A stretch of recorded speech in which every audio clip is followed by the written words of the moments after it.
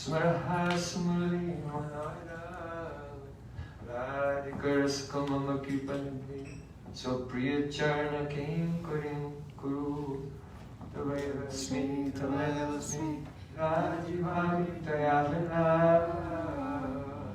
Iti Vikyaya Devi Kamo Namam Charna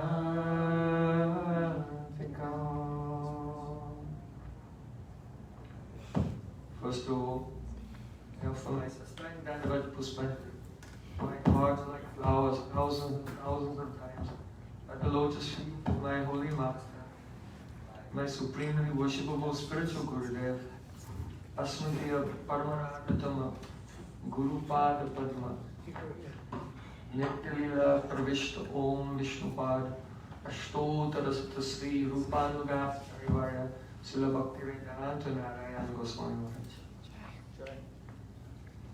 Secondly, I offer my pranam to my Param Gurudev, to Srila Prabhupada, and to all of our Sri Rupanuga Gaudiya Guru Pranam. And finally, I offer my pranam to Maharaj and all his more Vaishnavas and Vaishnavas.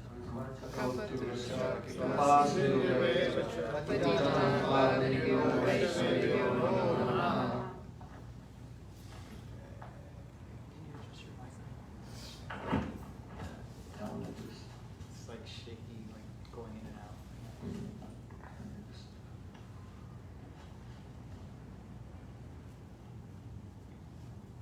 The subject this morning is Nam Tattva.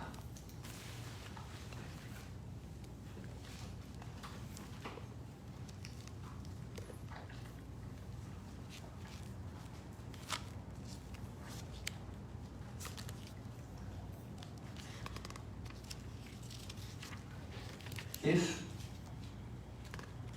we want to chant purely, first of all, it's necessary to hear. Nam Tattva, from the lotus lips of a Nam Tattva Vid Vaishnava, one who has realized Nam Tattva.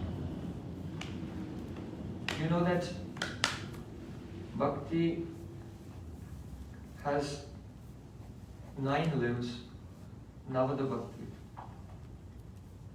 Sravanam, Kirtanam, Vishnu Smaranam, Parasevanam, Achanam, Dasma Sakyam, Atmanivedanam.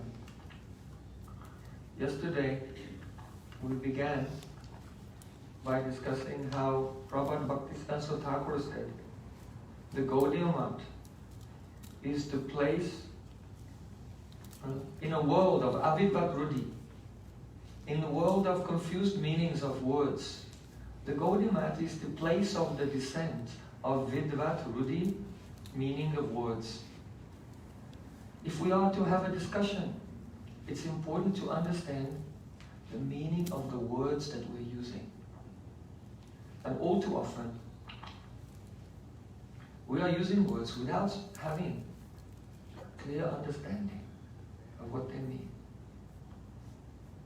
So what does, in order to do kirtan, to chant, first you have to do Sravanam. So what is actually the meaning of kirtan? Sravanam. If you can understand the meaning of the word Sravanam, then the meaning of kirtan will become clear. And in relation to your question, the meaning of Smaranam will become clear.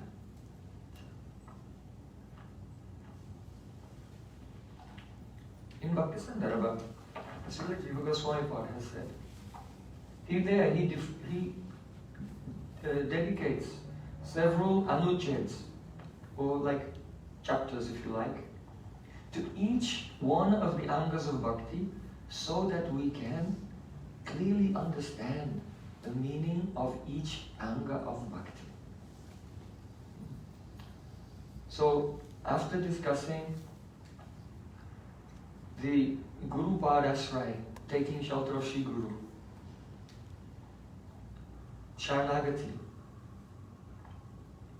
surrender and service to Sri Guru, then he begins to discuss Sravanam, Kirtanam, Smaranam, etc. So, Sravanam. Pratamam namna Sravanam Antakaranam Shuddhyatam Apeksham. Shud age Antakarane Rupa Sravanena Tadudoy Yogyata Bhavati. Samyag Uditeja Rupe Gunanam Spurnam Sampadyate. The meaning is this. In the beginning, it is expected that one should simply hear the holy name in order to cleanse the Antakarana. Pratamam Namna, in the beginning, Namna, the holy name, Sravanam. Antakarana Shuddhyatam, for the purpose of purifying the Antakaran. Karan means senses. You have Bahikaran, outer senses, and you have your Chitta, your subtle body, that is Antakaran, the inner senses. Manas, Buddhi, Ahankara and Chitta. 4 parts of the subtle body. So in the beginning, it is expected that one should simply hear the pure name from the lips of pure Vaishnavas in order to cleanse the Antakaran. That means that the Chitta should become Shuddha, pure. What is Chitta? Does everyone know what is Chitta? You know, Mahaprabhu said, Chaito Darpana Marjanam, it's the first thing when it comes to chanting, have to clean the Chitta. So essentially, before the creation, Prakriti is in equilibrium. Sattva, and Tamas are in equilibrium, so nothing is manifest. And when the Supreme Lord decides to create, why? For his devotees. For his devotees, yes. That is primary. And secondary, everything else comes along. So, when the Supreme Lord creates, by his Kriya Shakti, the balance, there is a gun udbodh, the breaking of the balance of the gunas, and they begin to manifest. So the first manifestation from Prakriti is called the Mahatattva. It is very highly sattvic. There's no Shuddha Sattva in this world. It's always mixed, but it's to the highest degree possible. It is sattvic. That is Mahatattva. There's no form in that. There's no activities, niskriya also. But it's the first element. And that element, when it's in the universe, is called Mahatattva. But when that element is in your Shukshma Sharira, your subtle body, then it's called Chitta, yes. Chitta. Now everything else is simply the gradual stages of the grossification of the Chitta. When Rajas is introduced by the Kriya Shakti, then there is a slight grossification of the element of Chitta, and it now is capable of moving. It's become slightly grossified, slightly condensed, like air vapor. If the water is completely evaporated, you can't see it. There's about 74%, 78% water in the air around, so we can't see it. But under certain atmospheric pressure, you'll see it starts to make a cloud. So like this, there's a grossification, a condensation of the element of Chitta, and by Rajagun, and it becomes an element called Sutra Tattva. Sutra Tattva. As you can see, it's explained by Kapil Dev in the 3rd canto, and by Sri Krishna in the 11th canto. Now, Sutra Tattva, this is the Mukhya Pran, the original manifestation of Pran. It is the Pran of the whole universe, and the subtlest form of Pran within your subtle body. It is that by which, if there's any movement, if there's any motion anywhere, it's done by Pran. If there's any organization of the world, the universe, or your body, it's all done by Pran. Now when this Pran, it is modifying all the time. So basically, when you look at something, when you see something, you never see it out there in the world. Your sense contacts it, and then your chitta transforms and makes a facsimile of that object in your chitta, and your soul is seeing that. Just like if you put it in camera mode, you point it at something, then what happens? The screen transforms and makes a copy of what's in front of it, and you're looking at that. See? So that's what's happening all the time. Like right now, you're looking at me, but actually your chitta has transformed according to its ability, according to its degree of purity or impurity, and made a form of me, and your soul is looking at that. That's the mechanics of perception, according to Vedanta. And you don't try to verify this, but if a person has a fever, very high fever, who's ever had typhoid? Okay, so yeah, so you have a high fever going about 106, you start to hallucinate, right? So you see the floor is breathing and things are moving around, or if someone takes some drugs, but everyone else is looking, they don't see that the floor is moving, right? But you're seeing out there, but it was because the objects are really there, but you're always seeing the screen version in the resolution according to the purity of your chitta, and your soul is seeing that. This is how perception works. Okay. So, when you see something comes in front of your eyes, your chitta transforms and becomes that object, and you see it. So that moment, in real time, when you see that object, then that particular transformation, that particular model of the outer world that you're looking at, is called pratyay. Pratyay. But then, let's say I'm looking at this, and then someone takes it away, so I don't see it anymore. But that pratyay sinks then into out of the vision of your conscious mind, but it's still there in the chitta. So that solid form, we've gone from the chitta having no formal movement to pran, which is rajasic. First is sattvic, then rajasic. Then an impression of the outer world. All the outer elements are tamasic. So by taking in a kind of injection of tamas into the chitta by contact with the outer world, then that pran which made the form solidifies and stays in your chitta, and that impression which is staying there in your chitta is called samskar. Impression.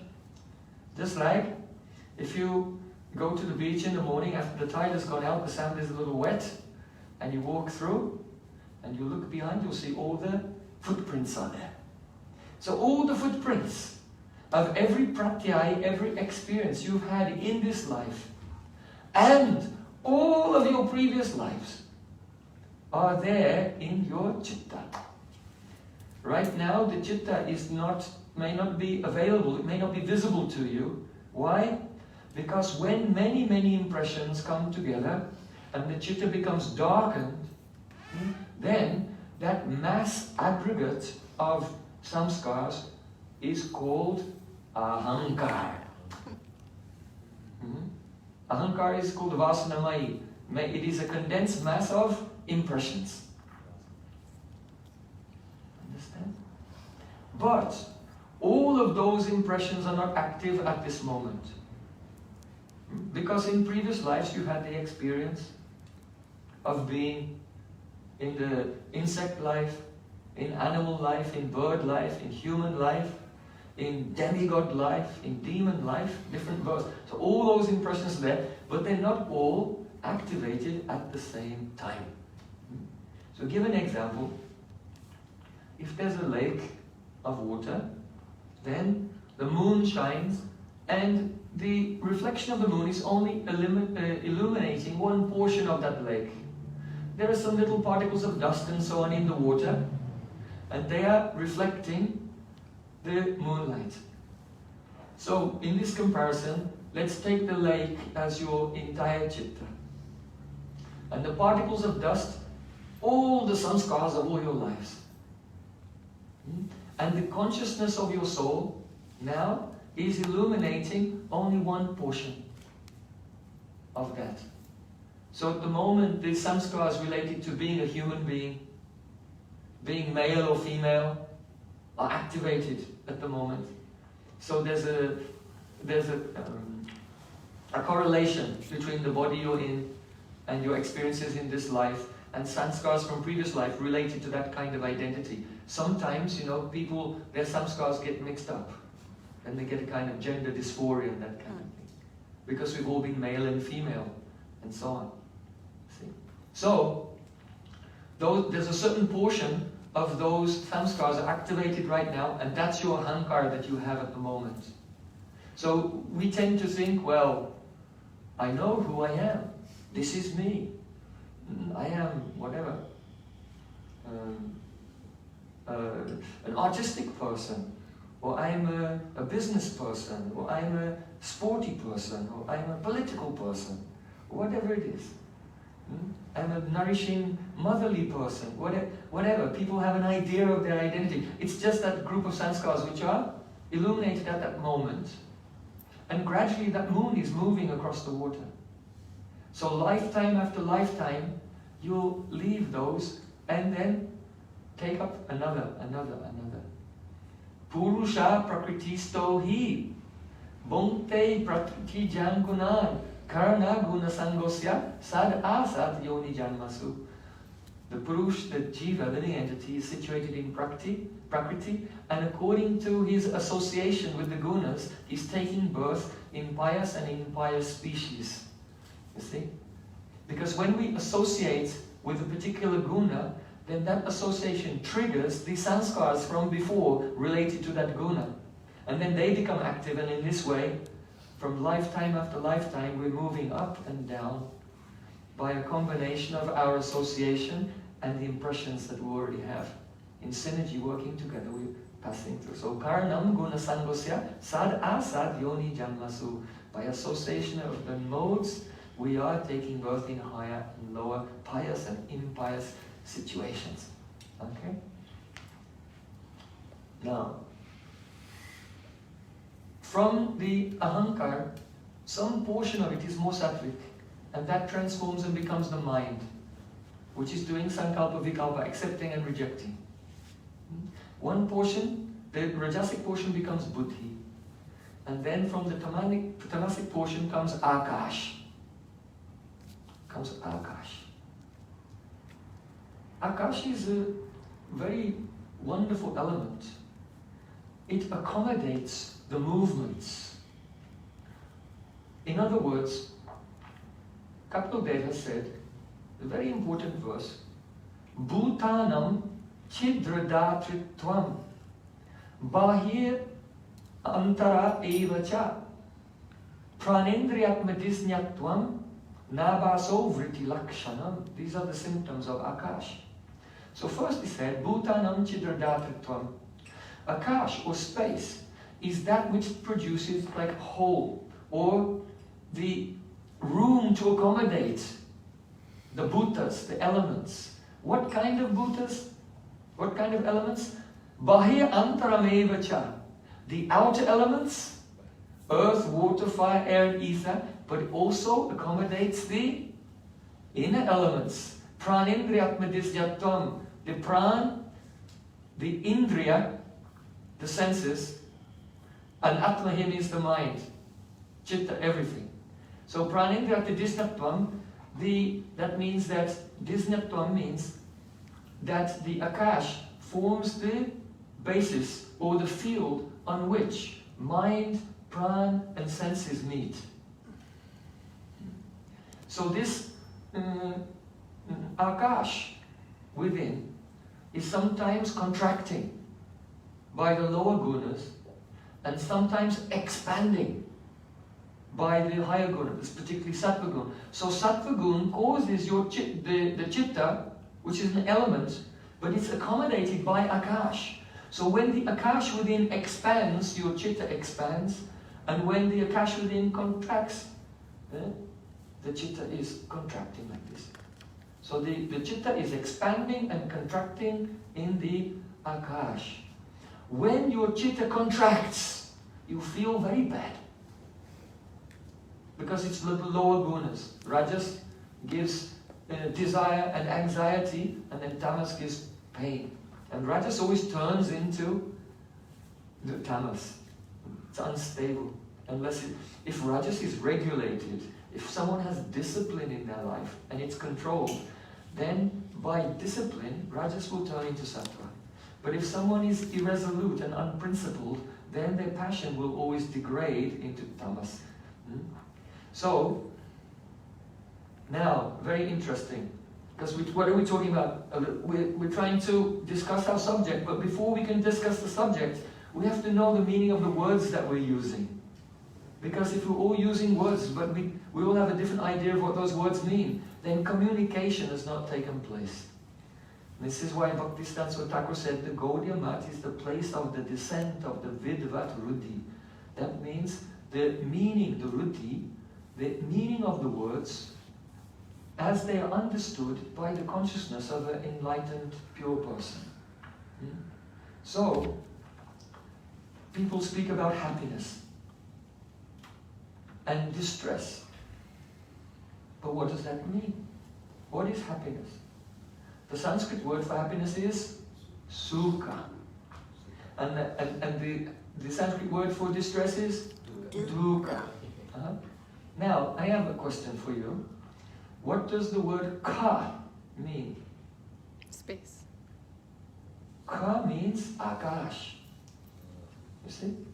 Krishna said in Bhagavad Gita, Shabda Ke Parashamra, I am the sound in ether, Shabda Ke. So ka, in the locative case, becomes K. So Shabda Ke means I am the Shabda, the sound, in the ka, in the akash. So ka means akash. So what does su mean? Su means good, or it's a prefix that means good or beautiful. And du is a prefix that means bad. It's a negative. So sukha, what we say happiness, which no one can really define in the kind of the modern contemporary terms of the English language, what happiness really is. But in Sanskrit, it says exactly what it is. Sukha, beautiful akash.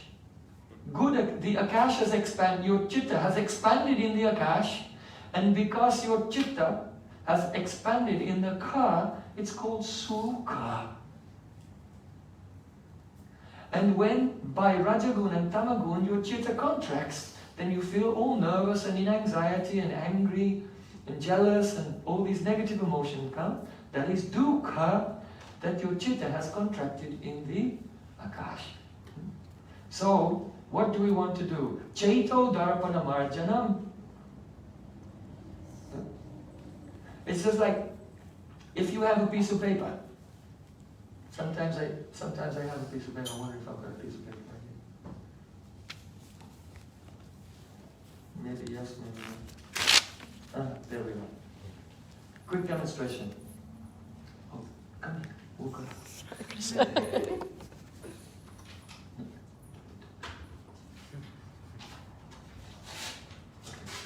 Magic trick. If you get this piece of paper and you make it dukkha, that means you contract the space that it's occupying. Okay, there it is. That's your chitta. Oh. When you're not feeling so good. You see, it's not smooth. It's full of samskars, right? It's got wrinkles and creases and everything in it. It's like a disaster. So what we need to do is, as you go towards sattva gun, the chitta begins to expand. So what happens automatically when the chitta expands? Then all the crinkles, the wrinkles, the sanskars which are in it are slowly getting weaker and weaker and weaker until Chaito Dharpanamajana. And when Chaito Dharpanamajana takes place, Bhava Mahadavagni Nirapanam, the fire of material existence goes out. Because the ahankar, which was the mass of all those impressions, was causing the Kartritva, the feeling that I am this body and I am the doer. You see? So the first thing we have to do, pratamam namna shravanam antakaranam shuddhyatam apeksham. This is the meaning of hearing. By hearing attentively, the antakaran, or the chitta, which was contaminated and full of sanskars, should be expanded so those sanskars are eradicated. Not fully yet, that will come later, but to a large degree. And when they are eradicated, those sanskars manifest as vasana or desires. So as the sanskars are becoming weaker and weaker and weaker, the desires are disappearing. So when one comes to the stage of nishta, Vishnacharya Thakur describes nishta as chitta ekagra, the point where the chitta has become ekagra, one-pointed, nirvikar. It's not going here and there, it's not oscillating, it's not modifying. And that's why nishta and anyabhilashta sunyam coincide with each other. We free from desire, more or less, there's still a little bit of impression there. When nishta comes, then the vasanas are not coming, because the desires are not coming, because the sanskars have become so weak, and many of them have been eradicated. There's still a small scent of them, and that will not go until ruchi. That's the definition of ruchi. Ruchi, papa bij nashad, madhurya anubhavaha. In the commentary of Mukunda Goswami on Bhakti Rasamrita Sindhu, he says, ruchi, papa bij nashad, arising from the destruction of pap bij, the seeds of sin. So sin means when you're actually going around doing sinful things. So while you're doing bhajana kriya and anartha vritti, you stop doing all those things.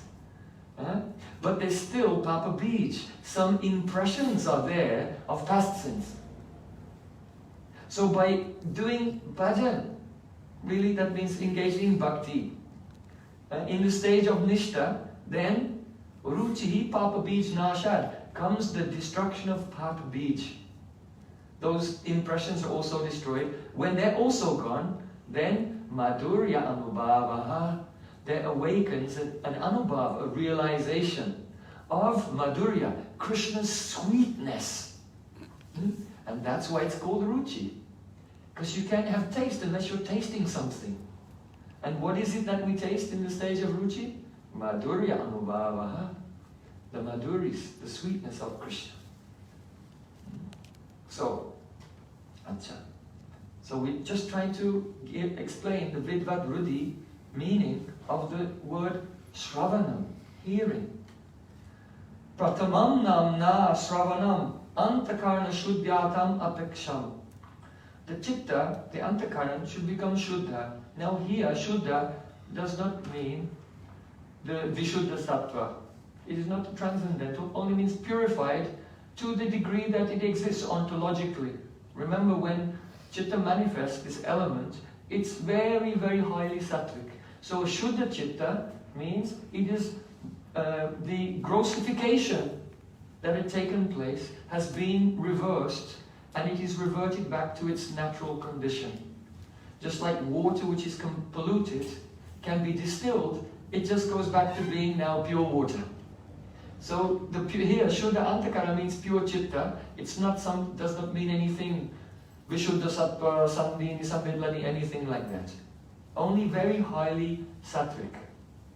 Okay? Now, what happens when the chitta comes to that stage? Shuddhantakaram shuddhyatam apeksham. Then the next line. Shuddhej antakarane rupa sravanena tadudoi yogyata bhavati. There's a sign that the chitta has become shuddha.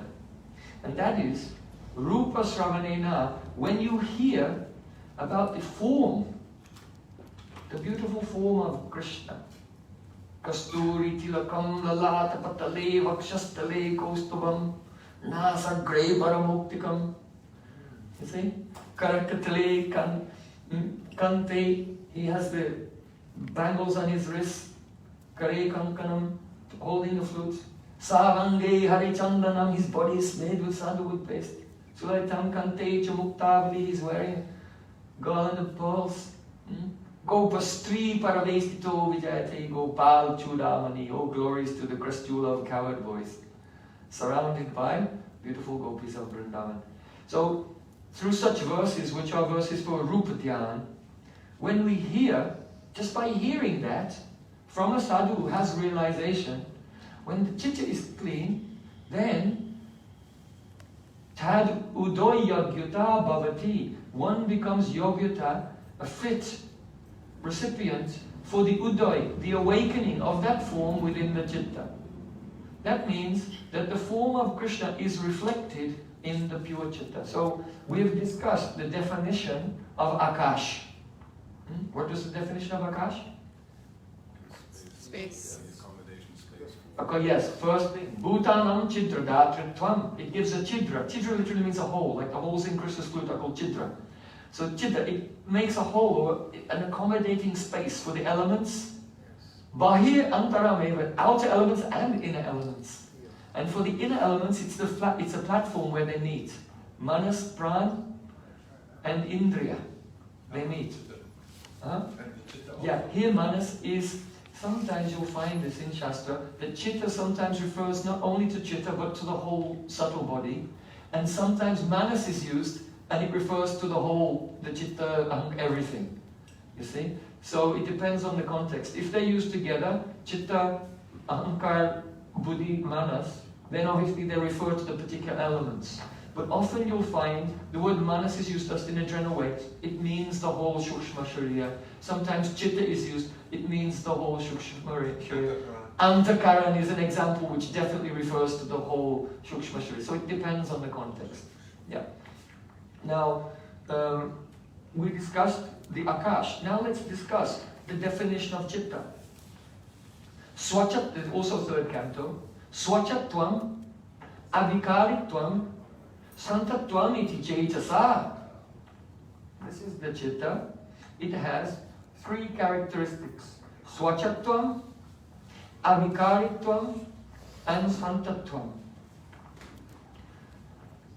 Abhikar, I'm going to come back to the first one. I'll tell the other two first. Abhikaratvam means that it's not having any vikar. It's not undergoing transformation. It's not oscillating. That's the nature of pure chitta. Because it's niskriya, it does not have activity. And Shantatvam means free from rag, attachments. And free from lie. Lie means laziness. And when your chitta is pure, you don't fall asleep while you're chanting japa. Because there's no dullness there. It's bright and free from attachment. You don't meditate on sense gratification while chanting japa, or don't fall asleep. Very often it happens in the first stage that our japa is just oscillating between the two, falling asleep and meditating on sense gratification. That means that the chitta is contaminated by rajas and tamas. So, pure chitta is shantatvam, no attachment and laziness. Avikaratvam is not oscillating. But the first one is very interesting, and it will be the key to understanding many, many tattvas about the process of bhakti. That is swachatvam. Swachatvam. Swacha literally means pure or clear. But all the acharyas, from Sridhar Swami to Vishwacharya Thakur and Jiva Goswami, they say the same thing. That swachatvam means Bhagavad Bimba Grahitvam. Bhagavat means Supreme Lord Krishna. Bimba means reflection.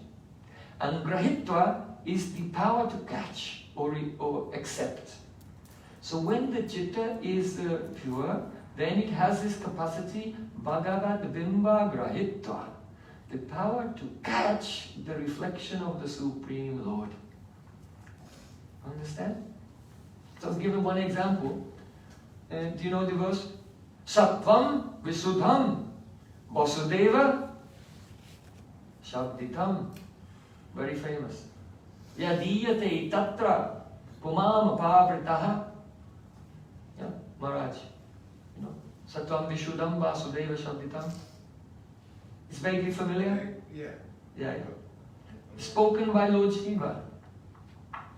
Lord Shiva, when he's explaining why he didn't give pranam when Daksha Maharaj arrived. You know, in the Daksha Yajna, Mahadev was there and Daksha Maharaj arrived. Everyone stood up and gave pranam except for Mahadev. So then Daksha became angry and cursed him, and there was, there's a big scandal at the Daksha Yajna. And of course, then Sati becomes very upset, and she does the spontaneous combustion and gives up her body, and it's a big drama. But here in this verse, Lord Shiva is explaining why he didn't give pranam to Daksha, and the reason is because he was in samadhi. He was in a trance. And he was seeing the Supreme Lord in his heart, and he was constantly bowing down to the Supreme Lord in his samadhi. Now, when a respectable person comes, like Daksha Maharaj, then it's a social etiquette that everyone gives pranam. The children, when they wake up in the morning, they should go and give pranam and touch the feet of their parents and so on. This is Varnashram Dharma. But what's the real meaning of Dharma? The actual secret is that the respect is given to the Paramatma in the heart of the person. In Vedic culture, the wife is very, very submissive and serves the husband. So nowadays people get all kind of, aerated about this and disturbed, as if it's some kind of oppression. No, it's a practice. The consciousness is that I'm serving the Supreme Lord who lives in the heart of Paramatma. Like this. So this is how Varnashram Dharma works. It's a preparation for the higher consciousness. So Mahadev said that when he comes, then everyone gives pranam, but the meaning of that is giving pranam to the Paramatma in him. But I was in samadhi. I was already in a trance and given pranam. So even though it looks that there was a fault in Lord Shiva, that he has disrespected Daksha, but he was giving more respect than anyone else. Because they were giving pranam, and they may or may not have been aware that it's really to the Paramatma. But Mahadev was seeing everything, so it looks like there's a fault, but there was no fault in him at all. Now, I'm telling this verse because it's very interesting. Sattvam Vishuddham Vasudeva Shabditam. There is a stage, a condition of purity called Vasudeva. And Vasudeva is another name for Vishuddha Sattva. That is the transcendental atmosphere. So he said, in that transcendental atmosphere of Vishuddha Sattva, then Yadiyate Tattva Puman Apavrita. The Supreme Lord, Puman, in Purush, is Apavrita, experienced, uncovered. Is it clear? When you're in the stage of Vishuddha Sattva, that means from Bhav, Shuddha Sattva Visheshatma Prema Suryang Susamyabak Ruchibhischitavatrit Nasanya Kridaso Bhav Uchate. So in the stage of Bhav, Vishuddha Sattva comes and you can experience God directly. That is called in this verse, Sattvam Vishuddham Vasudeva Shabditam Yadiyate Tattvapulam Apavrita. God is experienced without any covering. So now the question comes, well, what's the experience of God with a covering? This verse says, in Bhav, you can experience God without any covering. So what's the meaning of God with a covering? That is Bhagavat Bimba Grahitva. From the stage of Nishta onwards, the possibility comes to experience the reflection of the Roop of Bhagavan in your Chitta. And that is considered to be the Abhas, the Roop Abhas. But it's still a transcendental realization. And that Abhas becomes clearer and clearer and clearer. And then when Vishuddha Sattva comes, then it's not an Abhas anymore, it's direct. That's the meaning of the verse. Sattvam Vishuddham Vasudeva Shabditam Yadiyate Tatra Puman Abhav is uncovered, and now this is covered. Is this like a sporty as opposed to constant? No, there are different kinds of sporty. There's the sporty, which is the bimba, the reflection in the chitta, and that can also be the sporty in the stage of Bhav. And they can be antar-sporty, inner sporty, and outer sporty. And then, of course, when you get to anurag, becomes vipralamba visporti. And then in higher, we'll discuss that later when we go into Radhika's bhavs. So that there are degrees of spurti, but that's also called a spurti. And that's what Jiva Goswami is saying here. Starting from the beginning. Pratamam namna shravanam antakarna shuddhyatam abhaksham. In the beginning it is expected that one should simply hear the holy name by which the antakaran becomes purified. Shuddhai cha antakarane. And when the antakaran is pure, then rupa shravanena, by listening to the description of Krishna's form, tad uday yogyata bhavati, it awakens. You become qualified for that awakening.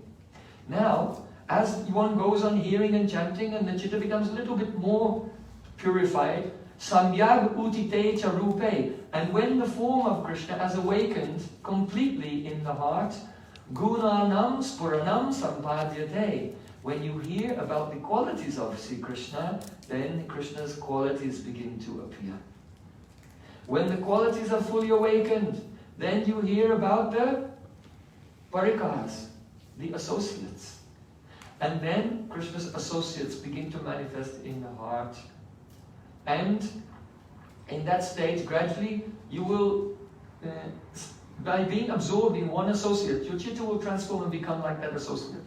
So now your siddha root begins to appear.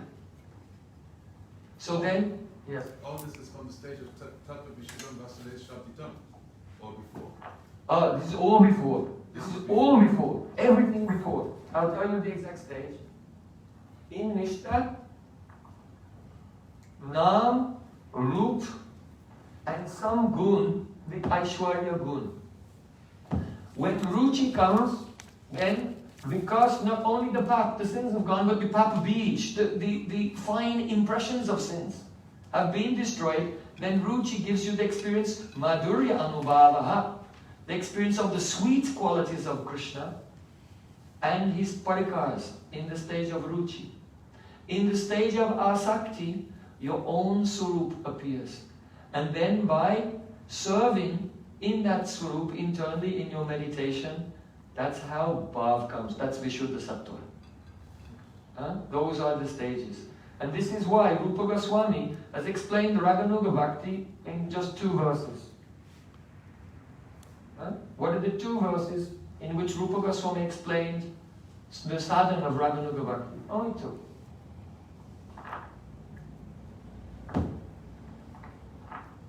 You remember?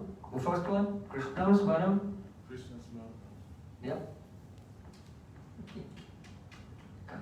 Krishnam smaran janam chasya prastam nija samitam tat katha rataschaso koryadvasam brajay sada. The meaning is, one should remember Krishna along with an associate. So everyone says, yeah, I'll do that. Wait a minute, just come learn what hearing means first. Is your chitta purified? Has the Rupa of Krishna awakened? Has the Guna of Krishna awakened? Have the Parikars awakened? So this verse is already referring to the person in that stage who can do Parikars Maranam, which is Ruchi. Krishnam Smaram Janam Chasya Prastam Nija Samita Tatat Katara Chasitaso. Be absorbed always in hearing about the pastimes of that associate along with Krishna. And always residing in Braj. If you cannot be there physically, at least in your heart, you should always reside in Braj. So that's the first verse Rupa Goswami gives explaining Raganuga Sadhana. It's a stage. When you follow that verse, then you gradually become qualified for the next verse. Seva Sadhaka Rupena Siddha Rupena Chatrahi Tadbhavalipsana Karya Brajalokanusarata. One should serve in this form, your form as a sadhak, and also serve in your siddha roop. Many people are confused. How do you get the siddha roop? Does someone have to give it to you? Do you have to go somewhere and get it quickly in like a drive-through siddha pranali? How do you get it? Can it be given to anyone? No.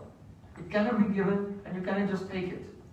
But rather, Rupa Goswami has explained exactly how to get that siddha roop in the previous verse. Krishnam smaram janam chasya. He told you how to get it right there. But if you don't understand what Smaran is, because when you speak, your words are avitvad-rudhi. It's not the actual meaning of the words as what they mean to Rupa Goswami who's writing Bhakti Rasamrita Sindhu. This is why Bhaktisiddhanta Thakur said the Gaudiya Math is the place of the descent of the Vidvat-rudhi of words. The actual meanings.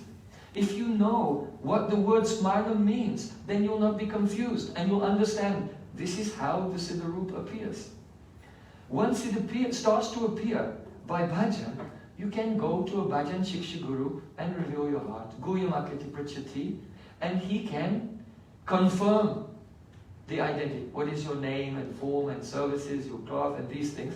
Mostly they'll come by themselves, but he can confirm. And if there's something that's not clear, he can refine it a little bit. That's called Upasaka Pariskriti, the purification of the conception of the worshipper. Upasaka Pariskriti.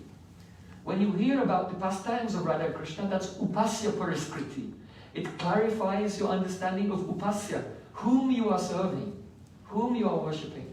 And when you hear about yourself, that is called Upasaka Pariskriti, the refinement of the conception of the Upasaka, the one who's doing the service to the Upasya. You see? So, Vidvat-rudhi.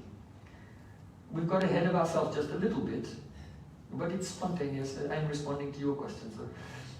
Because I'll come to Smaran afterwards, but we've kind of got ahead of ourselves and told what Smaran really is. Let's first know what hearing is. So hearing is first Nam Sravanam. It cleanses the heart. Then Roop Sravanam. One has spurti of Roop. As one becomes more purified, then Gun Sravan, Parika Sravan, then Leela. Leela comes next, but in the stage of realization, in between Parika and Leela, you begin Seva. Seva is a stage in between. So Leela Shravan. So by listening, all of these things come gradually. That's the meaning of Shravan. Now what's the meaning of Kirtan? Kirtan means what we have heard, we are repeating that. So first we do Nam Kirtan. And when the heart is purified by Nam Kirtan, Roop Kirtan, Gun Kirtan, like this Leela Kirtan. So you can see Srila Bhaktivinoda Thakur in his songbooks like Kalyana Kalpataru and Gita Mala Gitavali. He's given chapters. Chapter on Nam Sankirtan. Like, what Nam Sankirtans did he give? Bolo Hari Hari Mukunda Murari Rama Krishna Hare Agriva Nishinga Vaman Simana Sudan Rajendra Nandana Shah and Yashomati Nandana Rajapara Nagar Gokula Ranjana. These are Nam Kirtan. Then he gives a Gun Kirtan. Like Janama Safalata Krishna Darshanaja Bhagyam. Sorry, Roop Kirtan that is. That is a Roop Kirtan. And then Gun and Leela Kirtan. Like Shatakoti Gopi Madhavaman Rakite Narlo Korijatan Venugite Dake Radhikanam Esho Esho Radhi Dake Esha. How Radhika has left the Ras Leela and Krishna's calling on his flute but he can't find her. So he's searching and searching, he sits down in the kunj and just he's crying and begging. Dehi Sundari. Oh Sundari, please save my life and come back to me. So Srila Bhaktivinoda Thakur has given all these kirtans. But everything is included in Nam Kirtan. So when a devotee is advanced, just by chanting Hare Krishna, internally everything manifests. So that's the meaning. This is the meaning of Sravan, the meaning of Kirtan. Now the meaning of Smaran. Smaran is, in Srila Jiva Goswami Pad said that Shuddha antakarnaschat smaranam koryat kirtana aparityagaha. First of all, don't give up kirtan. Don't think, oh, I did Sravan, I did kirtan, and now I've stopped those, I'm just doing Smaran now. He says, without giving up kirtan, Shuddha antakarnaschat. If your antakaran is actually pure, then you should do Smaran remembrance. Because if the chitta is not pure, your mind is going everywhere, and only smaran will not control it. But kirtan will control it. Kirtan will control the mind. That's why it is said in Raganuga Bhakti, in Raghavama Chandrika, that though Krishnam Smaram Janam Chasya is there, and Smaran is the Mukhya Anga, the main limb of Raganuga Bhakti, but this Smaran is Kirtan Adhin. Kirtan Adhin means subordinate to and under the control of Kirtan. Kirtan Adhin. You understand this word Adhin? Aham Bhakta. So Adhin means subordinate or controlled. And this is Adhin. I give another example. The 10th offense to the holy name. Sutta pi nama mahatme yapriti ravutodama aham mamadi paramo namni sopya varadakrit. Means even after hearing so much about the glories of the name, do not have affection for the name.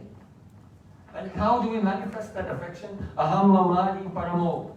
By holding on to the conception of aham mama, I and mine. Material identification with body and mind, and possessiveness for the things of this world. Aham mamadi paramo. I and mine are the best.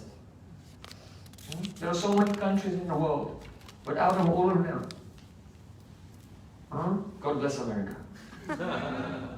But in America there are many states, but out of all of them, Florida is the best. The Sunshine State. And out of all the places in Florida, the best place is Miami, right? And there are millions of people in Miami, but in Miami, my group of friends is the best. And out of all my group of friends, I am the best.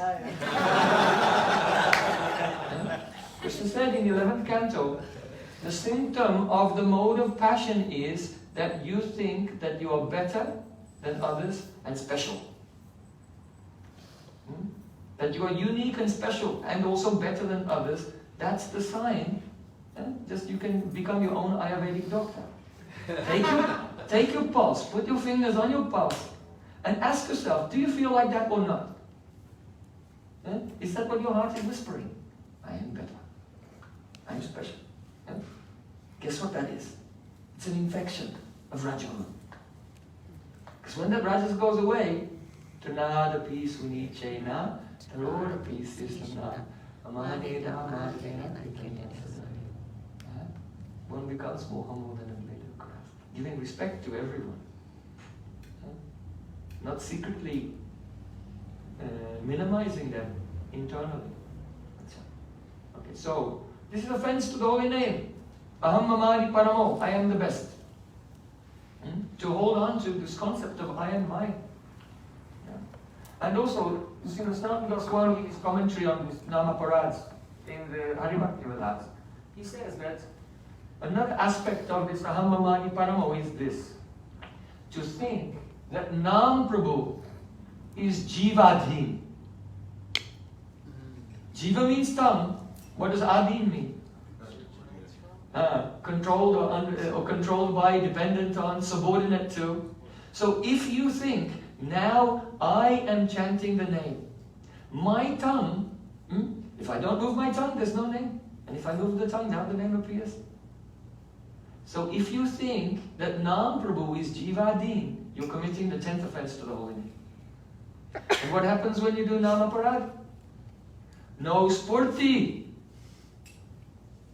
The chitta doesn't get clean, and there's no spurti. If you give up 10 times of Namaparad, the chitta will be cleansed, Chaitodapanamadana will go on, and even Nam Abbas will give a spurti. It's all spurti, Nishta, Ruchya, Sakti, it's all Nam Abbas. The Shuddha Nam means Shuddha Sattva Visheshatma. Sattvam Vishuddham Vasudeva Shabditam. That is the Shuddha. And before that, only some light of the name is coming. Do you know Namastakam of Rupa Goswami? What's the third verse? Yada baso pyudvanka valita bhavadvanta vibhavo drisham tattvam dandanam bhakti pranayanim janastasyodatam jagati bhagavan namatarne Kritite niyavakta kahya mahimanam prabhavati. Third verse of Namastakam. Rupa Goswami said, what learned, educated, intellectual person can describe the extent of your glories, O shining sun of the holy name, when even the Abbas, the dim light of your early dawn, Bhavadanta Vibhavo, destroys the darkness of bodily identification.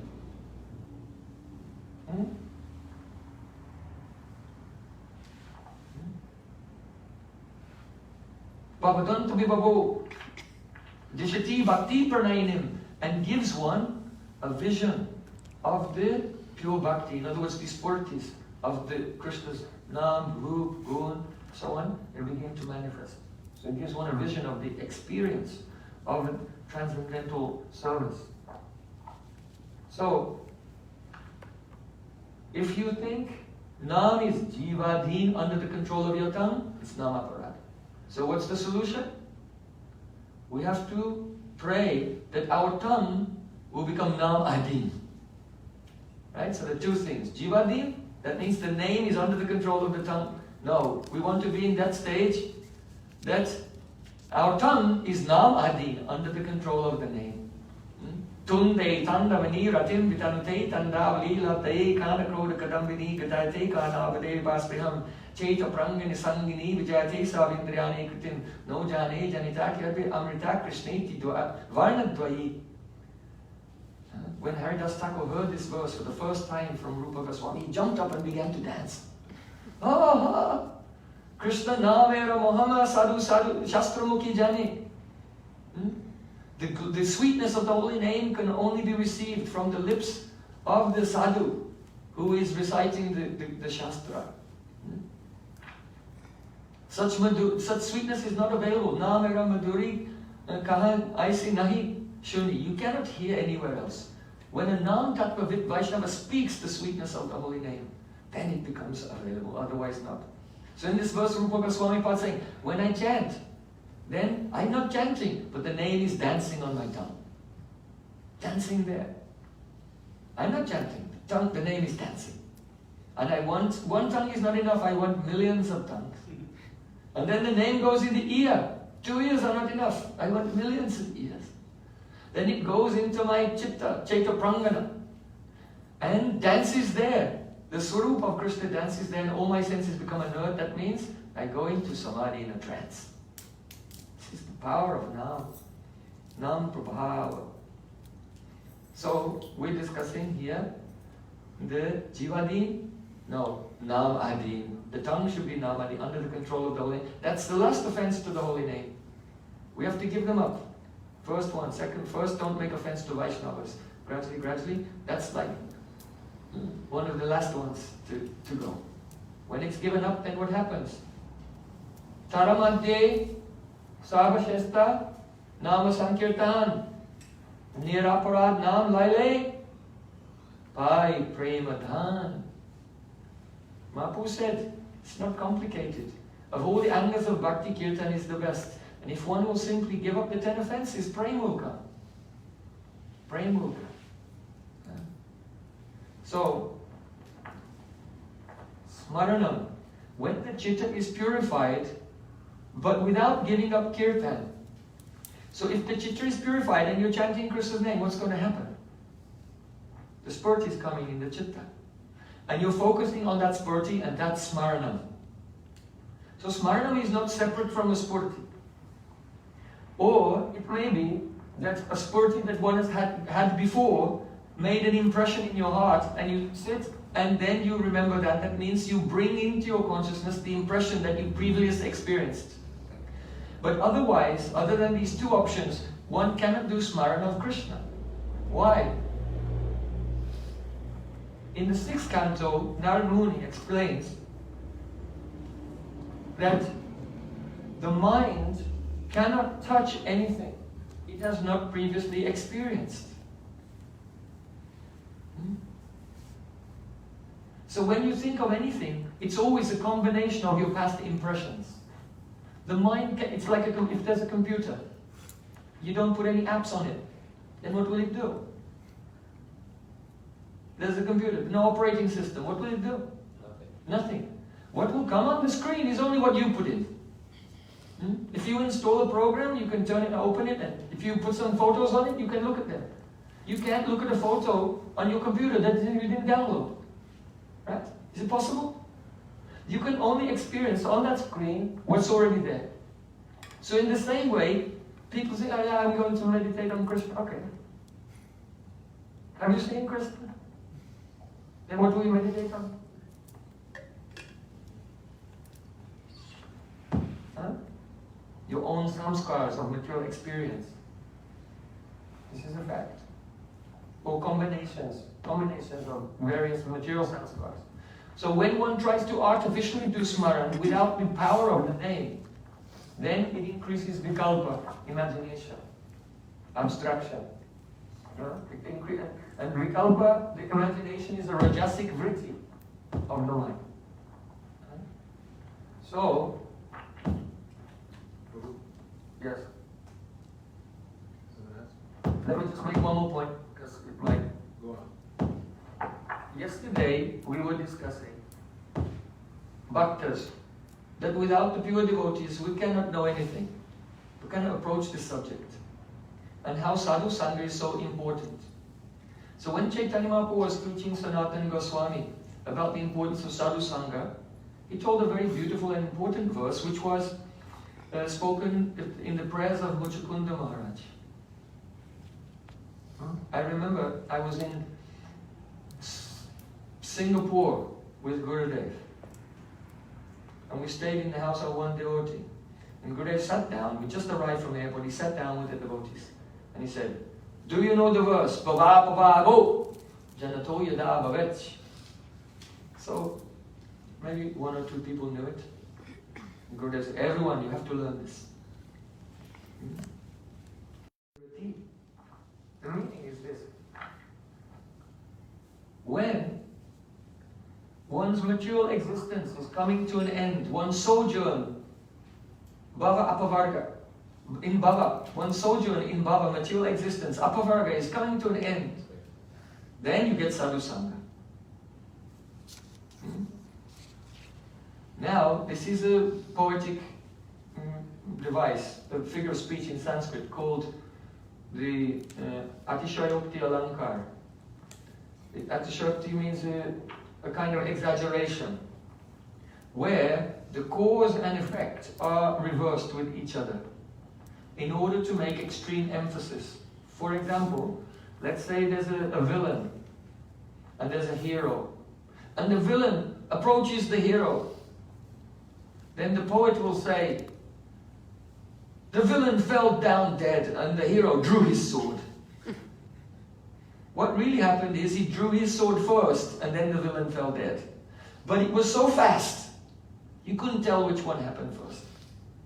So in poetry, they'll reverse the cause and effect to show the speed, the power, they'll emphasize the effectiveness, the efficacy of the subject by using Atishayokti Alankar. So in this verse, Muchukunda Maharaj is using the Atishayokti Alankar. That means he's saying, when one's material existence comes to an end, then you get sadhu sangha. No. When you get sadhu sangha, bang, like that, so fast. It's so effective, infallible, and so powerful. Then your material existence will come to an end. That's what he's saying. Now, how does that happen? So he said, Sasangamo yahi tadaiva, tada, means at that time, eva, only. Only at that time does it come to an end.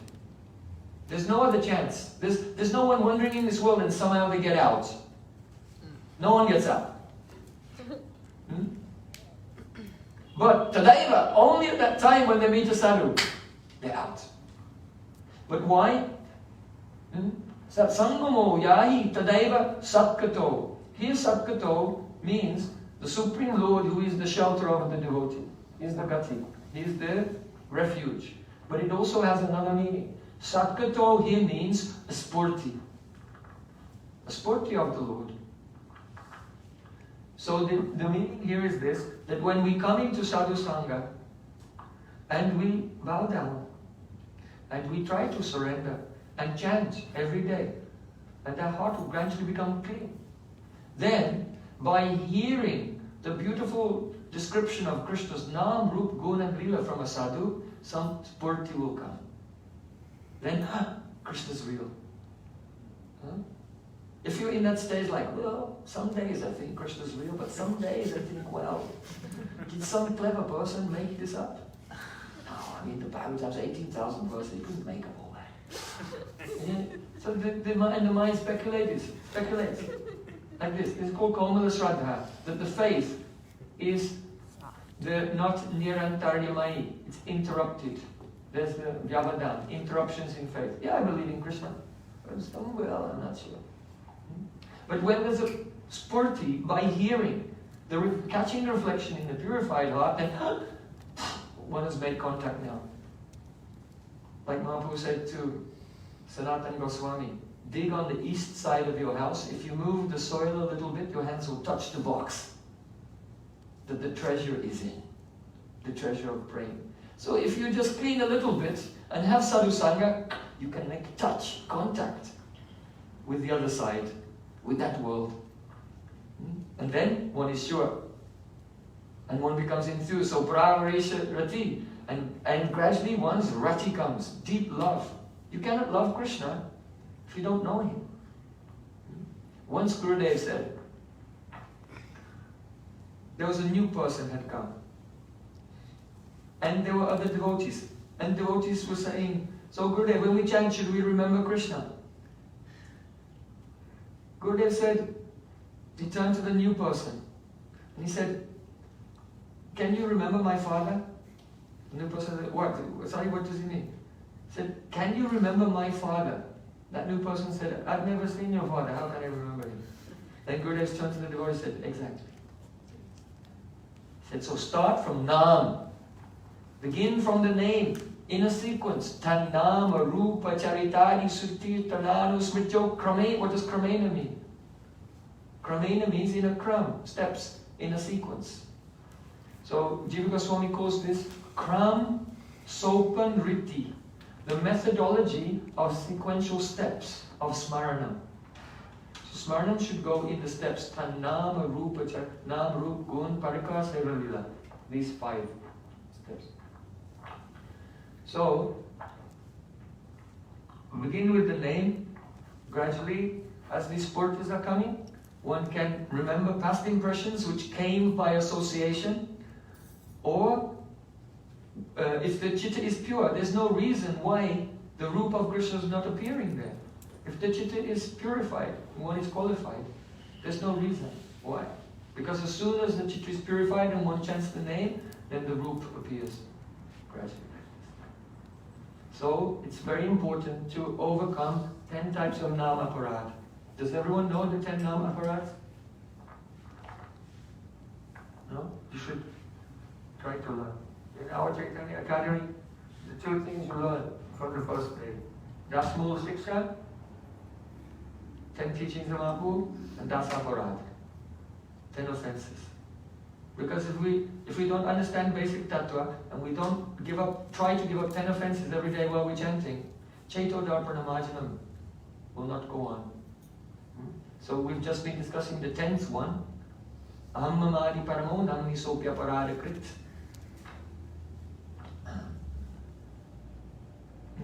I was hoping that would clarify. Is your question still there, Maharaj? Did that clarify it? If my question's still there, I don't want to disturb. No, you can ask. Because it's I have so many, but one question. Inspiring us. Okay, one question is, you're saying that the form of the Lord will come, will manifest. Yes. And if one has had a previous spirituality, Yes. then it may be that form of the Lord. He can actively bring that, consciously, by his own volition, bring that sanskar into his mind.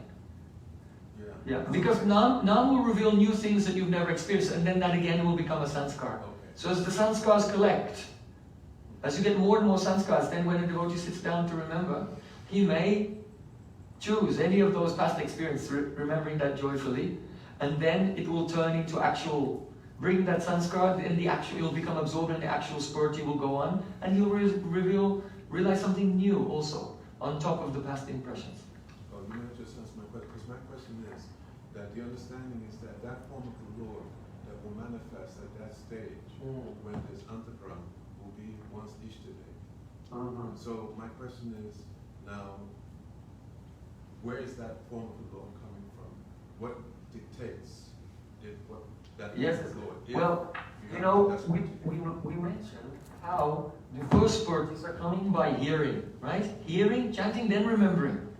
The hearing facilitates the chanting, and hearing and chanting facilitates the smarana. So, whomever you're associating with, you'll get the impression, the experience of that form of Krishna, which is of their mood. So if you associate with people in different moods, then still different impressions will come. And so you'll not become fixed or attracted to one. There's a kind of internal confusion will go on. And that is the meaning of sajate ashay snigde. One should try to associate with those whose... Here, ashay means antakara. Jat means category, and sa means the same. Sajate ashaye. That's in the locative case. So in the ashay, which is sajatiya of the same category. So if there's a devotee who wants to serve in Madhurya Rasa, and you want to serve in Madhurya Rasa, so you are sajate ashya. Your antakarans are in the same category. Yes. And this would be for like in a theoretical level. We haven't realized what our relationship is. Yes. Then we want to aspire for Madhurya Rasa. Then Yeah. try to take association. Yeah. Okay. So let me clarify that also. You see, because very often, many of the things that we think about, or we are maybe practicing, that we are thinking this is bhakti, is actually only the pravesh dwara, the door. Because bhakti is bhakti is a samvit and ladini. So if there's no samvit, no realization, no bhakti actually. We're only in the stage of development of our faith and steadiness that we can experience bhakti one day. You see. So actually of the 64 angas of bhakti in Bhakti Rasamrita Sindhu, the first 20, Rupa Goswami, after describing the first 20, says, actually this is only pravesh dwara. It's the door to enter. And then the angas come. Now, in regard to your question, well, how do you kind of become fixed on one in those initial stages? So that is called, actually I prepared a completely different class. See my slides and everything? So I'll give that class I was going to give now on Radha now in the evening. But this will make a good platform for it. I want to respond to your needs because I'm seeing a thirst. There's a thirst here. And so I don't want you to be thirsty. So, what is Diksha? In the Shastra, and it's been quoted in Prameya Ratnavali of Srila Bhakti Devotion, he said, Tapa Pundram Nama Yaga Nama Mantra Yagas Chetta Chaiva Panchada Anhi Pancha Sanskara Param Aikanti Heitavaha. So the meaning is this. Diksha is a process which has Pancha Sanskara, 5 sanskars. They are Kapa, Urdhva Pundram, Tapa Pundram, Nama, Mantra, Yaga, Pancha Sanskaraha. So the first one is Tapa. Tapa means burning. So if you go to who's ever been to Udupi? Yeah, it's the center of our Sampradaya before Mahaprabhu appeared.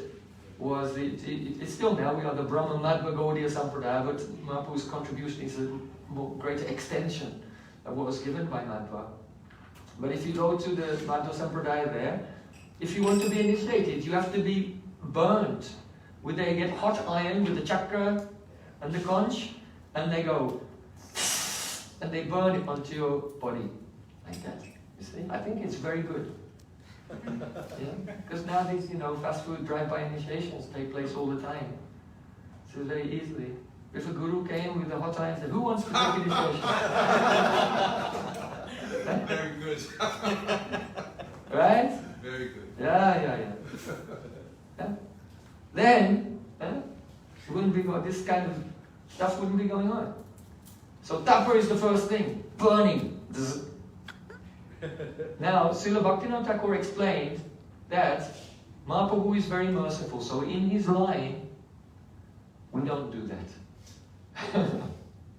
In Udupi, if you go, not only do you have to get your branded and your initiation, but every year you have to renew your membership.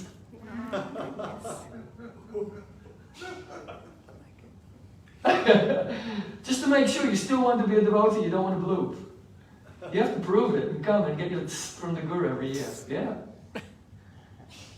Okay.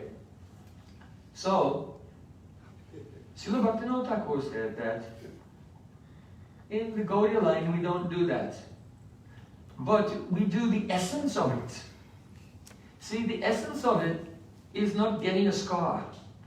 The essence of tapa is anutapa, regret. Anu means afterwards, tapa means, but the word for regret or repentance in Sanskrit is anutap, means the afterburning.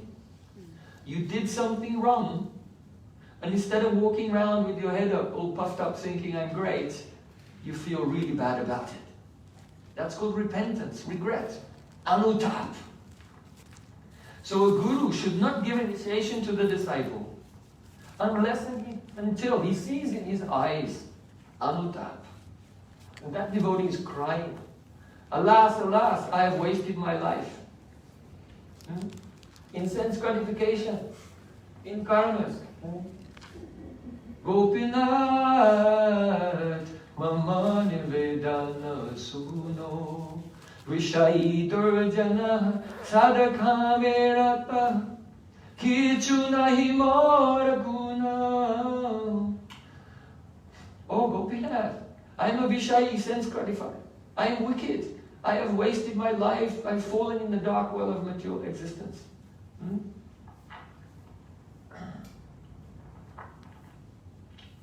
Amara jivana sadapaparata nahiko punyaralesha parera udvega diachi yekoto diachi divera klesha. I am so sinful. I've given so much pain to other people. I am so wicked that when I see other people are successful, then I burn, it hurts me. Why is he so successful? Why is he so talented, qualified? But if I see someone suffering, then I feel satisfied.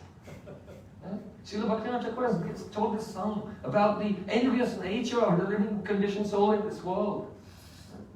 All conditioned souls, they are full. They are corrupt to the core, top to bottom. No goodness at all. Kichuna hi moragun. There are no attributes. Kutava bhaktastra kudava hadguna. Manoratinasti davato bhaji. Those who are not niskinchan bhaktas, what good qualities do they have? Nothing. Because they're on the mental platform. Avyavastita chittasya prasadopi bhayankara. Instead, if someone's mind is not steady, their chitta is not steady, then even if they're nice to you, it's terrifying and dangerous. Because association of a worldly person will bring you down. And they can change one moment to another. Like Kamsa Maharaj. Oh my dear sister, let me drive your chariots. Then the next moment, Asiste.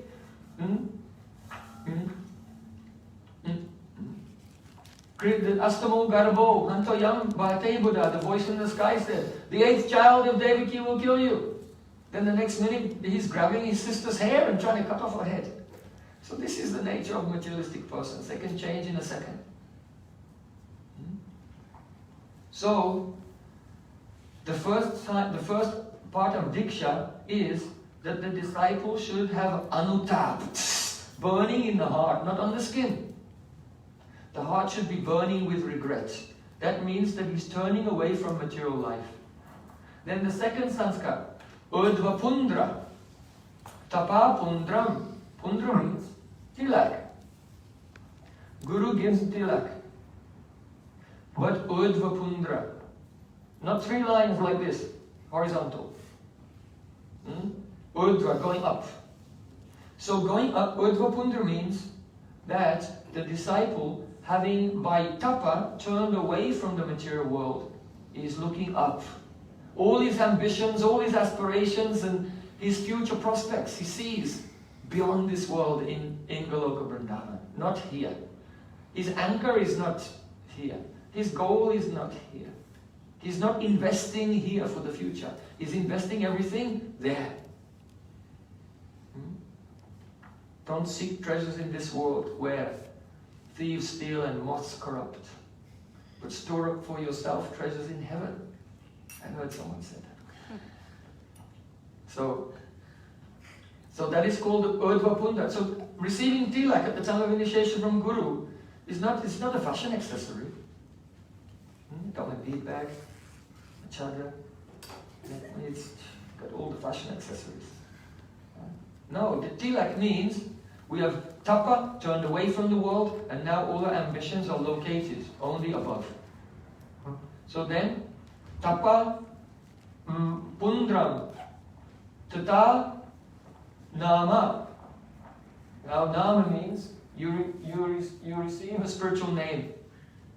Who you were before, whatever, back to Edward, back to John, back to Lawrence, he's dead. That life is over. Ram Nam Saptahe. Carried him to the Ghat and set him on fire. Gone. You have a new name now, and your new name is Krishna Das, Govinda Das, Chaitanya Das. That means one has to give up all the pride of the one's jati. Na hum vi prona cha narapati na pi vaishna sutro na hum vani na chagriviti no vanastoyatva. I am not a Brahmin, Katra, Vaishya Sudra. I am not a Brahmachari, Grihastha, Vanaprastha, or Sannyas. Who am I? Krishna Das. Agrahaya Mukti Tabi Sarva Bandhanash. Tabi Sehite Parit Sri Krishna Das. This title Das is very, very high. Extremely high. You should not be eager for titles. Srila, Sri Srimad, Paramahamsa, Paribraja Katarya, Amnaya, Sarvabhoma. All these titles. Just try to have this title, Das. Agrahaya Mukti Tabi Sarva Bandhanash. When a person is liberated and all bondage to material existence is smashed, after that, Tabi Sehuite Pari Sri Krishna Das, then this title Das is applicable, not before. But anyway, Gurudev gives a name, Das. We should identify with that and try to fulfill the meaning of that name. And his name means giving a spiritual name and also giving the Harinam. Hare Krishna, Krishna Krishna, Hare Hare, Hare Ram, Ram Ram, Hare Hare. So that is the third sanskar. Then the fourth one, mantra. Here mantra means Diksha mantra. So by Diksha mantra, the spiritual master gives you a Diksha mantra, and this mantra has an Ishtadev. Right now we're coming to the answer to your question. How do you focus on one Ishtadev if you really don't have any realization on anything? This is the point here. Mantra. If Guru gives you Gopal mantra, then your Ishtadev is Gopal. Right? Not Lord Nishingadev, not Lord Ramachandra, not Lakshmi Narayan. Guru is giving Gopal mantra. So, and this Diksha mantra, Divyam Jnanam, Yatra mantra Shrimati, Bhagavat Sarupa Jnanatena, Bhagavat Sambandha Vishesh Jnanam Cha. Jiva Goswami explains the meaning of Divya Jnana is transcendental knowledge given in the form of a mantra of the Swarup of Krishna and Vishesh Sambandha, your particular special relationship with Krishna. So two things are given in Diksha. Diksha, Dik, something is given, Ksha, something is taken away. Material sanskars are taken away, and something is given, Divya Jnana. It has two aspects. Krishna's Swarup, the knowledge of Krishna's Swarup, that is Bhagavat Swarup Jnana, Bhagavat Sambandha Vishesh Jnanam Cha, and Vishesh Sambandha, your particular relationship with Krishna. That impression is given through Diksha. For example, let's say the woman gets married In the wedding ceremony, you know, in a Vedic wedding ceremony, then you have to walk around the fire.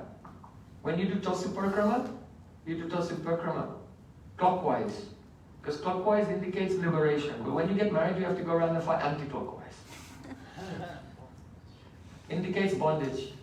That you will be husband and wife for 7 lifetimes. So in that wedding ceremony, then the priest makes the wife say to the husband, Swaha, 1 time. 1 time. 1 time Swaha, and such a sambandha that they're together for 7 lifetimes. So if Gurudev is giving you a mantra like Gopal mantra, and you're saying Swaha to Krishna 10 times in the morning, 10 times in the noon, and 10 times in the evening, 30 times a day, every day, what kind of sambandha will come?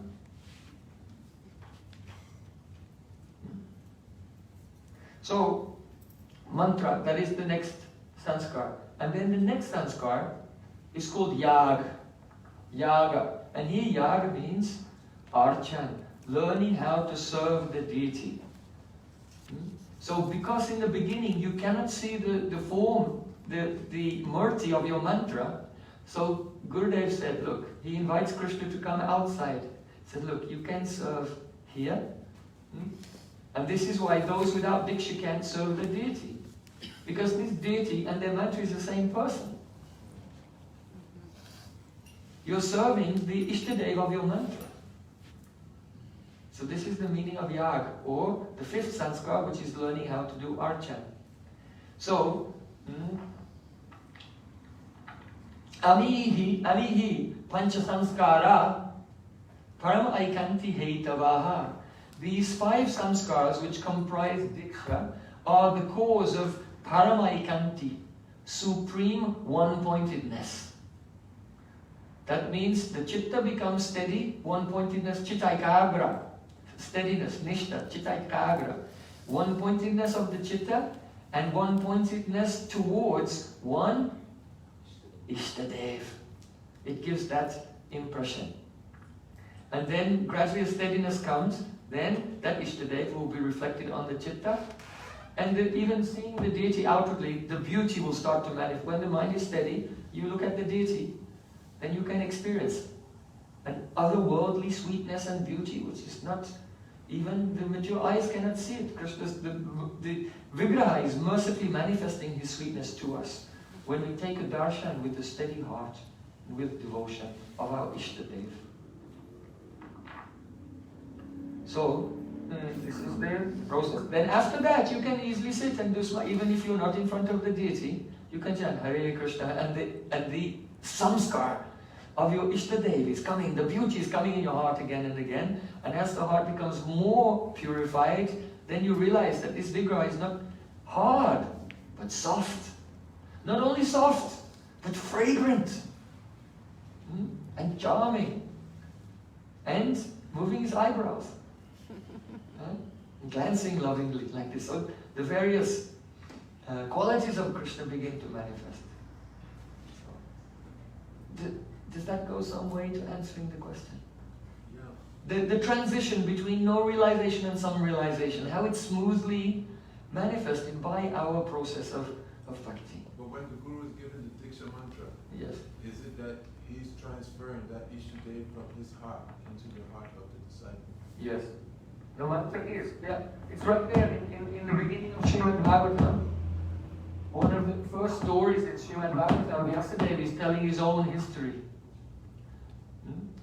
And Narad Muni said to him, Iti murti abhidanina mantra murti mamurtikam yajate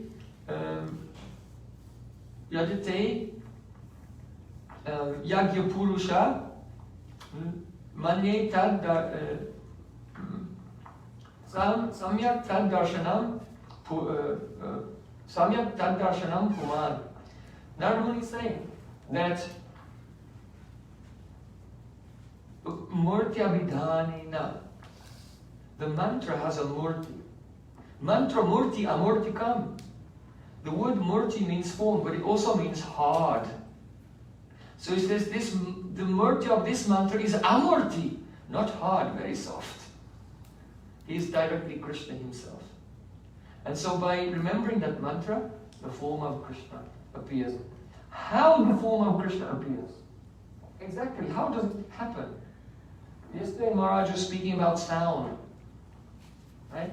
So this sound, which is the quality of Akash, Shabda, which is quality of Akash, that's not the sound that manifests, the mantra is made of. Everyone can speak that sound. Right? Srila Govardhana Maharaj used to say, when a pure Vaishnava speaks, this is Vaikuntha Vayu. This is the air coming from the spiritual world. But when an ordinary person speaks, or a person has no realization, then this is called Nasik Vayu. No, Nasik means nose. The air that went in his nose just came out of his nose. Srila Govardhana Maharaj used to say. Okay? So Shabda Brahma, transcendental sound, is not that Shabda that comes from the material Akash. That's a product of Tamagun. Ahankara in Tamagun. That sound will not save us. Shabda Brahma will save us. So this is a little introduction. In the afternoon, we'll tell the class on Naam, Radha Naam. But I felt like I had to cut a few jungles a little bit in regard to the meaning of Sravanam, the meaning of Kirtanam, and the meaning of Smaranam. So we'll be ready in the evening. We'll discuss the Naam Tattva in a general sense, and then from there, how Radharani's name is present. In many places, all around Srimad Bhagavatam. So that will be the evening class. I don't want to go on too long because you'll get indigestion. Just digest the things we have discussed today. Let me just tell one more. You know, in the beginning of Srimad Bhagavatam, second verse. Who knows second verse? I learned this verse from Maharaj. He taught me.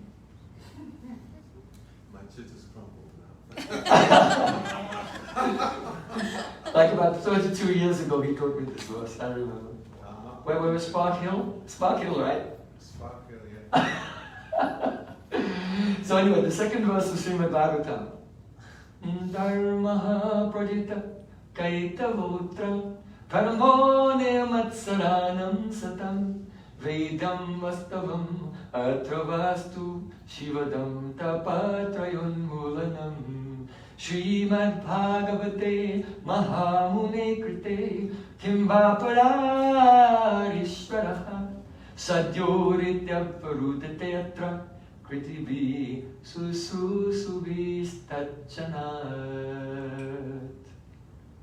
In the second two lines, it is said, Srimad Bhagavate Mahamune Krite. This Srimad Bhagavatam was manifest by Mahamuni. Who is Mahamuni?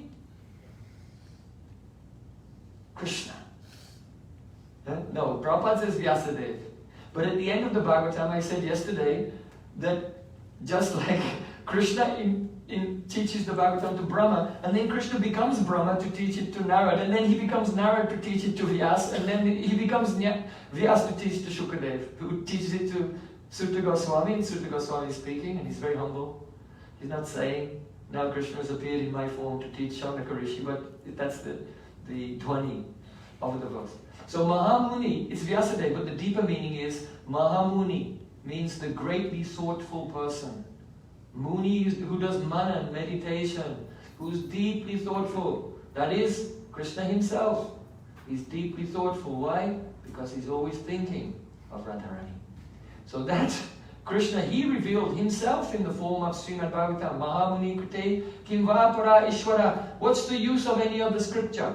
Sadhyo, immediately. Avarudate Attakatibi Susru Subis Tachanat. When the pious person hears Srimad Bhagavatam, then immediately, Tachanat, in that moment, the Supreme Lord becomes captured within his heart. Avarudate. That means Krishna comes there and the door slams shut. And it's locked and Krishna can't get out. Krishna now trapped. But Krishna's only trapped by what? By praying, by love. So simply by hearing Bhagavatam, Krishna comes. Tachanat means at that very moment. That kshana, moment. That's a spurti from him. That's what it means, Sravana. Tachanat. That moment he comes. Now, Shana, the word Shana also means a festival. Tatchanat, because hearing Krishna's own pastimes in the Bhagavatam, like Rasa Leela, is such a festival for Krishna. He said, oh wait, I'm late for the festival, let's go. Just like all of you, oh, there's a festival in Miami, we have to go. Flying from Boston and North Carolina and England, you come. So when someone's listening to Srimad Bhagavatam, Krishna, oh, there's a festival going on, woo! And he runs there, he doesn't want to miss it. And he goes into the heart and becomes trapped there. At once, Tatchanat. Now, the question comes here. Kritibi susru subish. By the pious persons who simply desire to hear. Even not hearing, desiring to hear. Susru subish is the desiderative form of the verb. So, what does it mean by a pious person? Kritibi. Kriti. Kriti. And that means pious or accomplished person. Kriti is the plural. Instrumental. Kriti is susrusa. So, by the pious, what does the pious person mean? Jiva Goswami explains. It means this. Labdva nugra acharyat. Tena sandashita agamaha. Mahan purusha abhyachen. Mahan purusha abhyachen. Murtyabhimataha. Here, Labdva Anugra Acharya, 11th canto, Krishna speaking to Uddhav. A person, Labdva Anugra, who has attained the mercy, Acharyat, of the Acharya.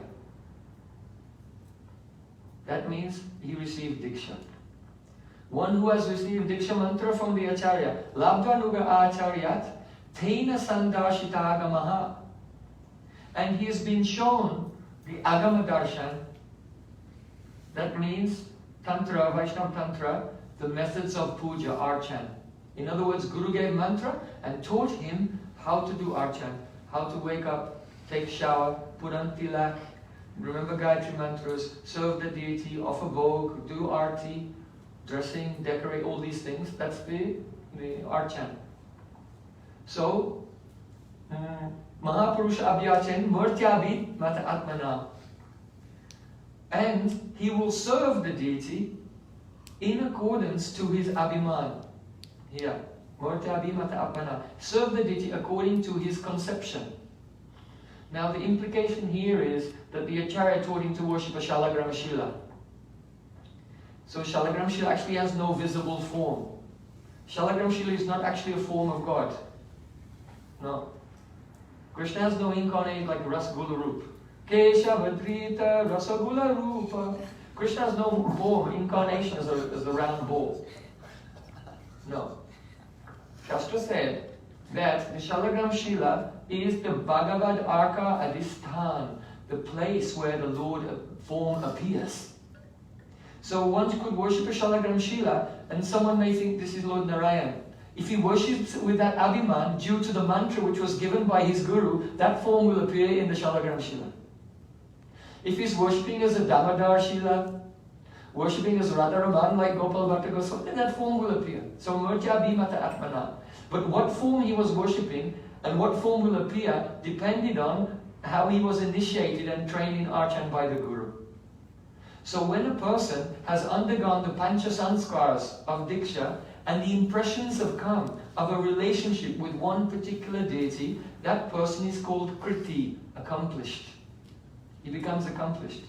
So when such a refined and accomplished disciple who's been trained by his Diksha Guru in this way simply desires to hear Srimad Bhagavatam, then Sadhyore Dyavaruda Teyatrukatibi Susrusibis Tachanat. For that person, the Supreme Lord immediately comes in his heart and is bound by his love, simply by hearing Bhagavatam.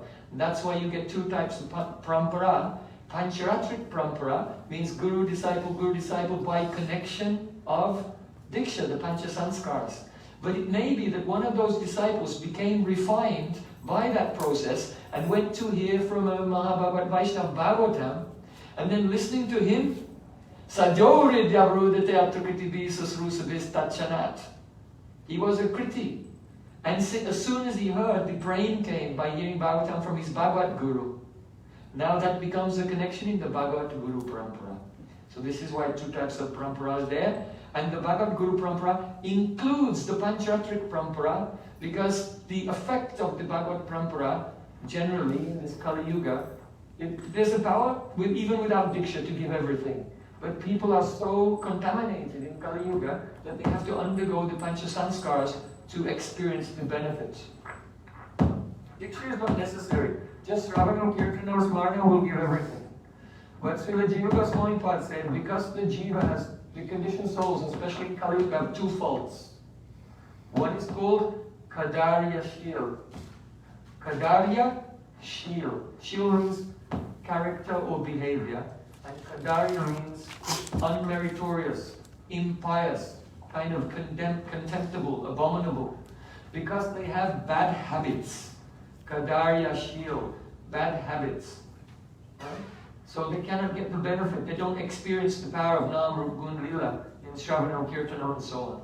By hearing Bhagavatam. And the other fault is called Vikshipta Chitta. That the Chitta is Vikshipta, thrown here and there. They live in a state of distraction. The mind is always wandering here and there. And go to the computer, have 20 tabs open at the same time. Always, the mind going everywhere. Can't focus on one thing. So because of these two faults, what are the two faults? What's the first one? Kadarya Shila. Kadarya Shila. They're bad habits. Impious, unmeritorious behavior and character. And the second one? Vikshipta Chitta. Vikshipta Chitta, distracted Chitta. So how to help a person get over that? That's the Pancha Sanskar. Because Pancha Sanskar is Anihi Pancha Sanskara Param Aikanti Hetava. It's the cause of supreme one-pointedness. Then when that person, now he becomes Kriti. Sadyo Ridyada Rutriyata Kriti Visas Rusadista. He hears Bhagavatam, wow, he gets everything. Krishna is captured in his heart. Bale Vrindavan Jai Ki Jai, Bale Samyavali Ki Jai, Jai Jai Sri Radhe. One little kirtan. Good days, if someone comes, you should sing kirtan for them. When they're leaving, sing kirtan. So Harikatha came, now Harikatha is leaving, we have to have kirtan.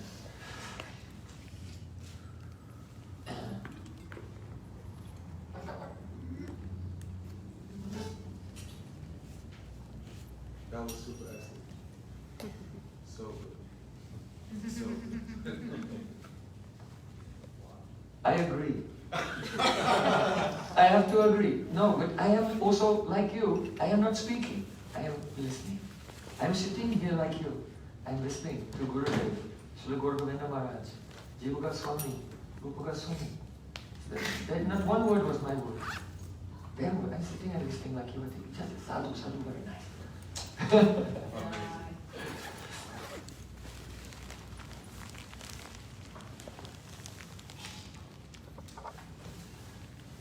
Something you have heard but may not have understood. But the meaning may come just by the kirtan. What you didn't hear in the katha can appear in our heart by the kirtan at the end. So it's very important.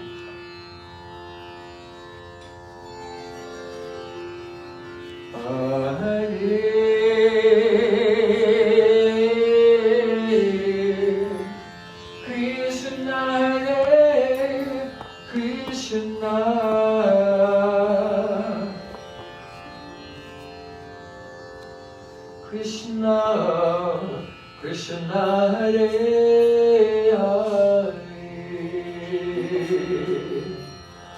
Hare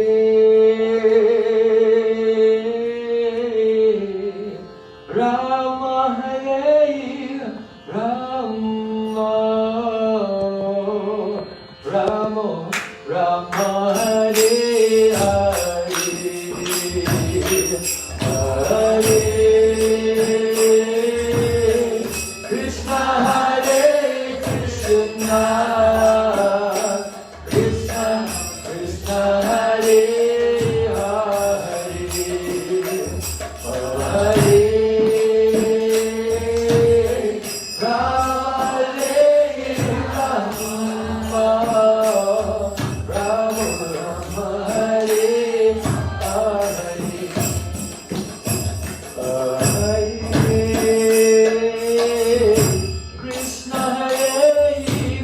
sundar, Krishna Krishna Hare Hare,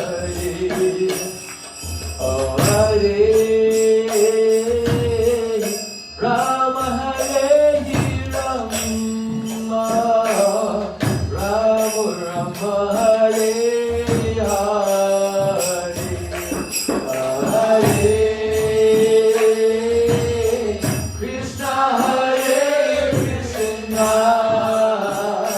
Krishna Krishna Hare Hare, Hare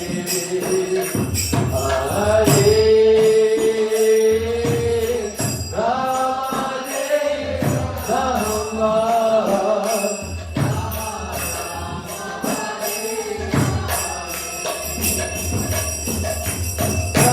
Krishna, Hare Krishna, Krishna Krishna, Hare Hare, Hare Rama, Hare Rama, Rama Rama, Hare Hare, Hare Krishna, Hare Krishna, Krishna Krishna, Hare Hare, Hare Rama, Hare Rama, Rama Rama, Hare Hare, Hare Krishna, Hare Krishna, Krishna Krishna, Hare Hare, Hare Rama, Hare Rama, Rama Rama, Hare Hare,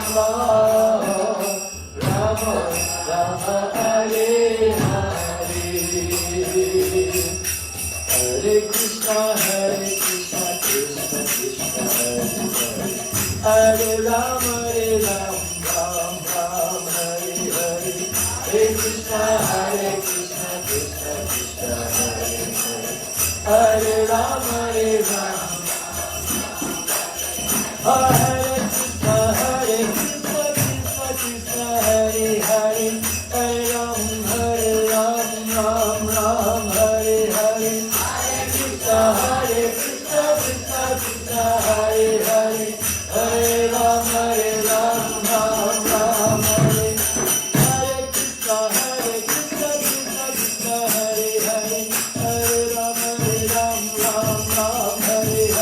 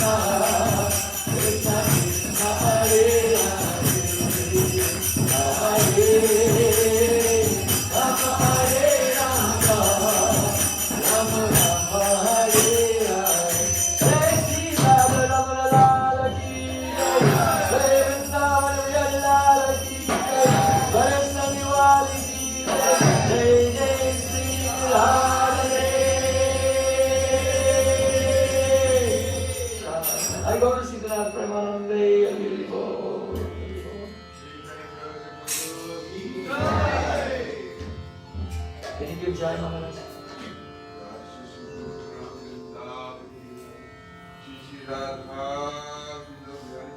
जय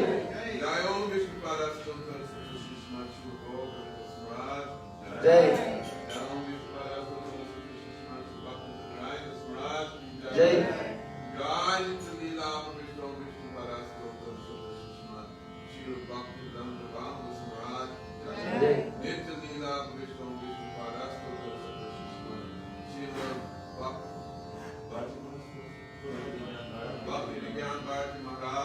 जय हो